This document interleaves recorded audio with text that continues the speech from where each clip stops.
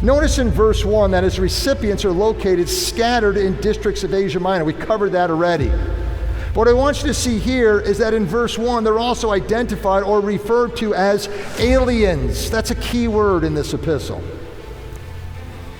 You are living in a physical location in Asia Minor, but realize while you are living there, you are an alien. ESV, NIV, you're an exile.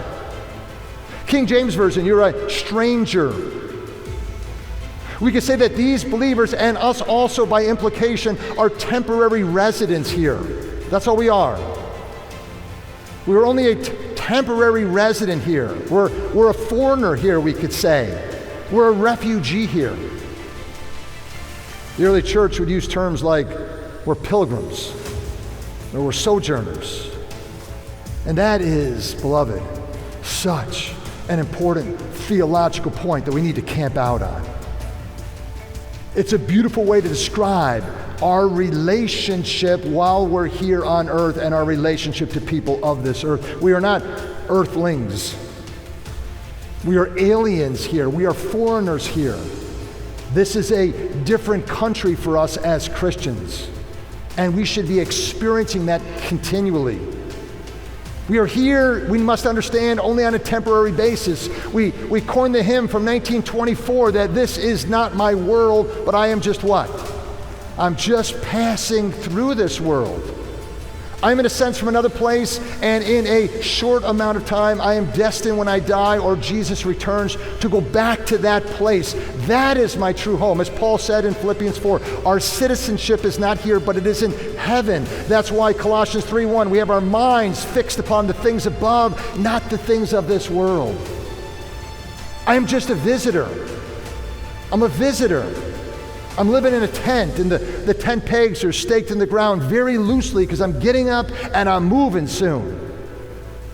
The attitudes of this world, the philosophies of this world, the values of this world are, in a sense, foreign to my existence. I can't make sense of them. I don't understand why they think the way that they think.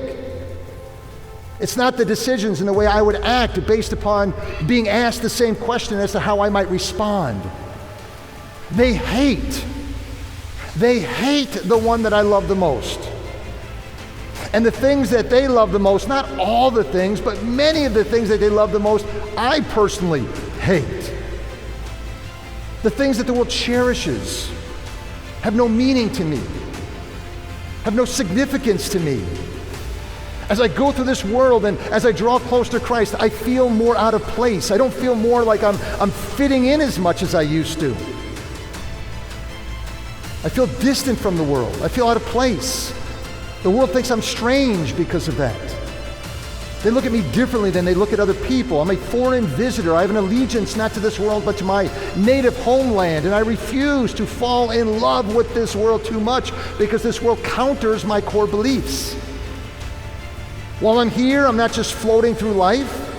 I'm thankful for the life that God has given me. I'm enjoying life to the most. I'm trying to make the greatest impact that I can, based not upon Caesar's demands, but God's demands as to how He is calling me to live in this world to proclaim the excellencies of His glory. I never feel at home here. I never feel at home here. I just always feel out of place. And every day I am dealing with a degree of homesickness, we could say. I'm on a journey to a better home. Not to a temporary home that'll last me maybe 80 years, but one that is everlasting for all of eternity.